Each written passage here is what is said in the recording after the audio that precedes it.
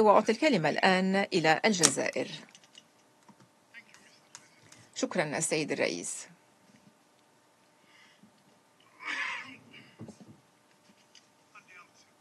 بداية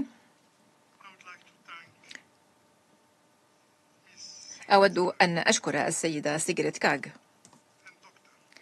ودكتور فيروز سيدوا على بيانهما.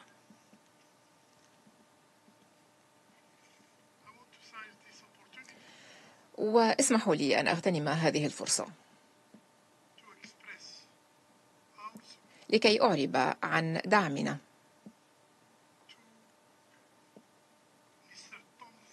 للسيد توم فليتشر على إحاطته خلال الأسبوع الماضي بشأن معاناة الشعب الفلسطيني في غزة. السيد الرئيس، في صبيحة يوم الجمعة 23 من أيار مايو غادرت الدكتورة آلاء النجار منزلها لكي تباشر عملها في مستشفى ناصر، وهي لم تكن تعلم أنها ستكون المرة الأخيرة التي تودع فيها 9 من أطفالها 10. طبيبة الأطفال هذه قد أمضت حياتها تنقذ أرواح الأطفال، وقد تحولت اليوم إلى أم كثلة اضطرت أن تتعرف على جثث أبنائها وبناتها المتفحمة. هذه الجثث التي وصلت إلى المستشفى وأوصلها زملاؤها تعرفت عليهم في الممرات التي كانت فيها تعطي الأمل للآخرين.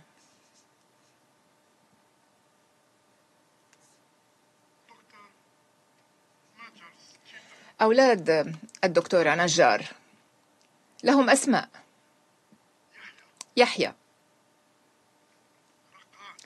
ركان،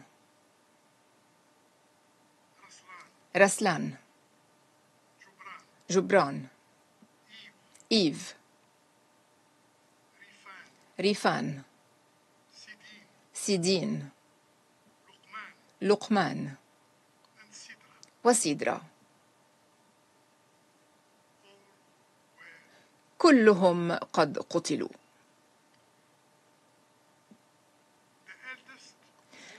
الأكبر سناً كان بعمر 12، والأصغر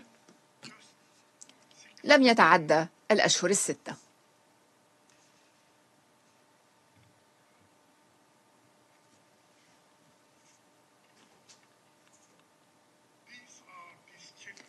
هؤلاء هم الأطفال أولادها.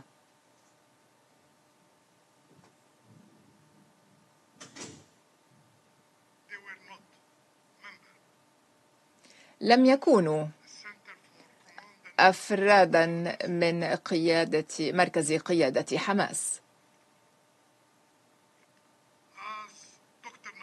وفي الوقت الذي دفنت فيه الدكتورة نجار أطفالها، هذه هي الدكتورة نجار.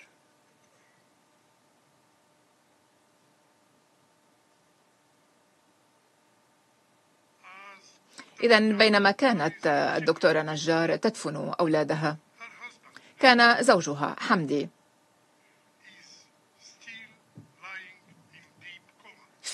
ما زال في حالة الكوما،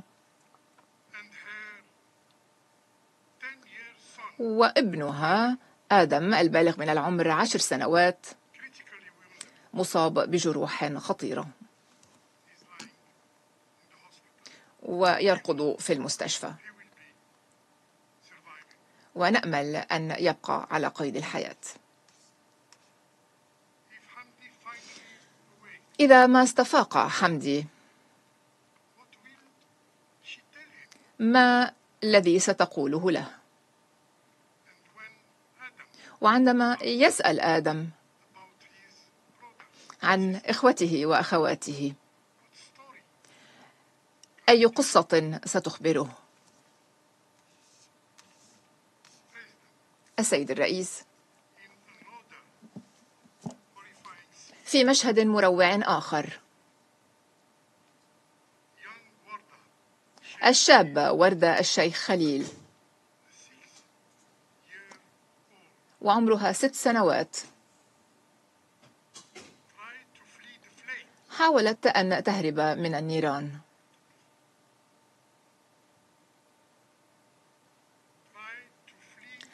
حاولت أن تهرب من النيران.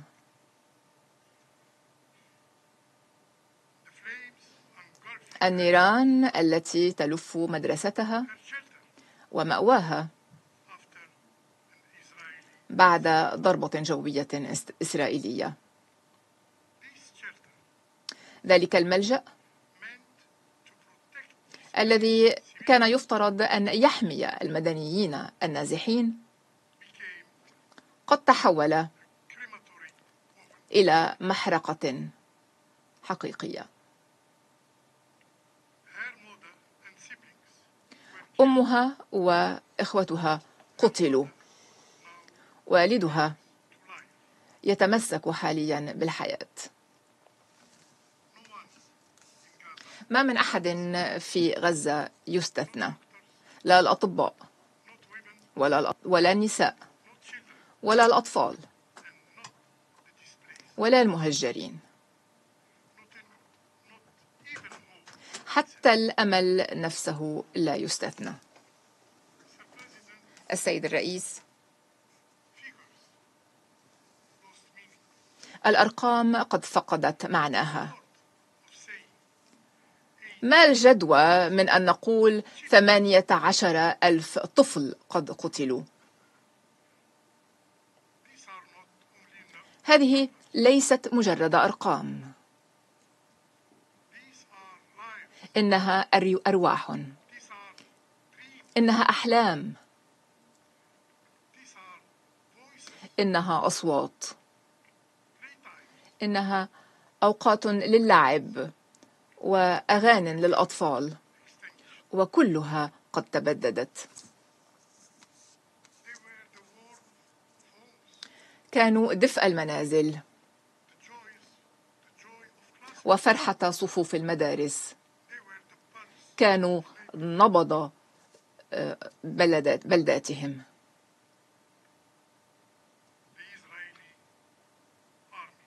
الجيش الإسرائيلي قد قتلهم عمدا في حضن أمهاتهم، في صفوف المدارس، في المستشفيات، بينما يقفون في الطابور في انتظار الخبز، وكذلك في أدراج المنازل وفي الخيام. ومقتلهم لم يكن من الأضرار الجانبية. مقتلهم كان نتيجة منظومة تتعامل مع أرواح الفلسطينيين على أنها غير بشرية وعلى أنه يمكن التخلص منها.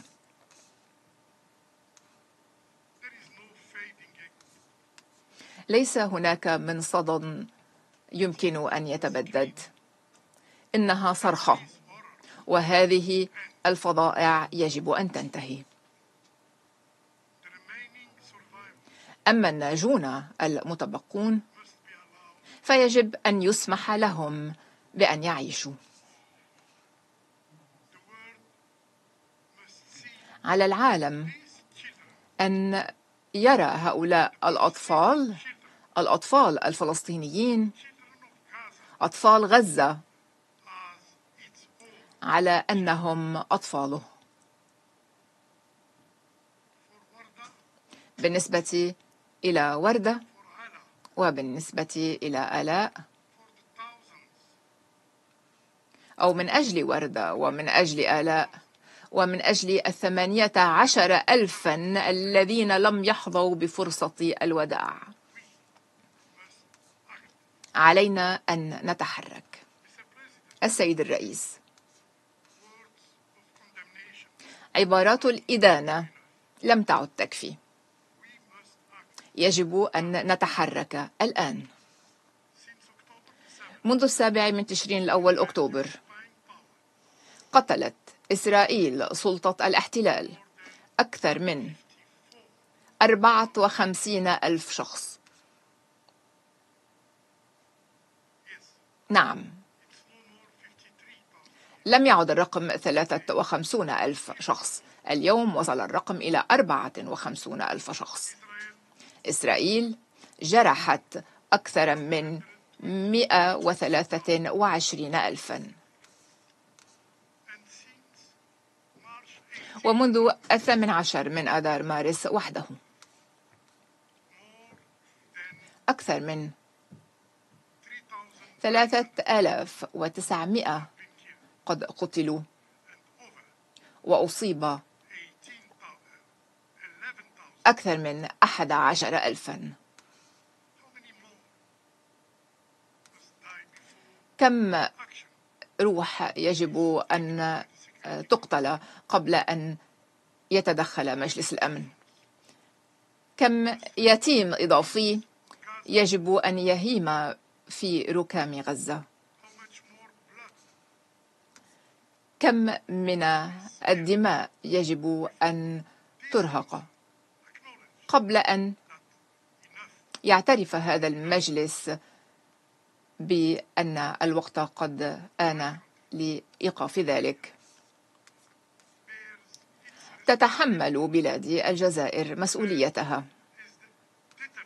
وهي عازمة على دفع المجلس إلى التحرك. وقت الشلل قد ولى. السيد الرئيس، لقد وعد الشعب الفلسطيني بدولة ذات سيادة مع القدس الشريف عاصمة لها. هذا الوعد قد جاء من الجمعية العامة ومن مجلس الأمن هذا بالذات ومن المجتمع الدولي. مع ذلك، وبعد أوسلو ب3 عقود، نرى أن حلم الدولة الفلسطينية يتبخر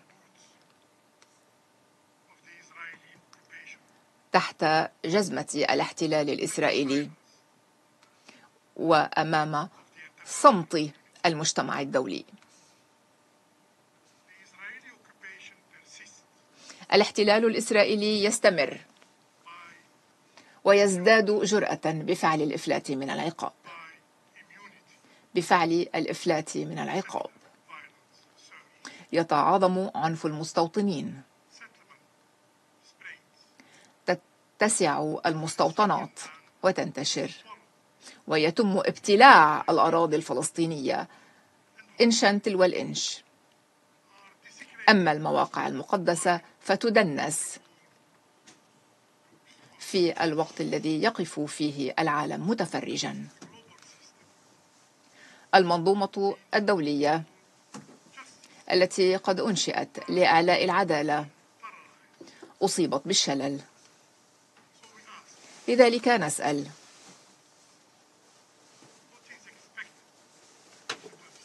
ما الذي نتوقعه من الفلسطينيين؟ هل عليهم أن يستمروا بالتضحية بأبنائهم على مذبح الشلل الدولي؟ هل ما زالت الأسرة الدولية تؤمن بحل الدولتين؟ السيد الرئيس، الفلسطينيون على غرار كل البشر وعلى غرار كل الشعوب يحق لهم في الحياة وفي الكرامة وفي أن يكون لهم موطن، وهم ليسوا باستثناء. علينا أن نسوي هذا النزاع في جذوره. لا يمكن لسلم عادل ودائم أن يقوم لا يمكن لسلم عادل ودائم أن يقوم من دون تحقيق حق الشعب الفلسطيني في دولة مستقلة. كما أكد الرئيس عبد المجيد تبون أقتبس: علينا أن نتحرك بشكل حاسم لإنهاء الظلم التاريخي المستمر الذي أنزل بالشعب الفلسطيني. وعلينا وبشكل ملح أن نعيد إحياء عملية السلام التي تواجه حاليا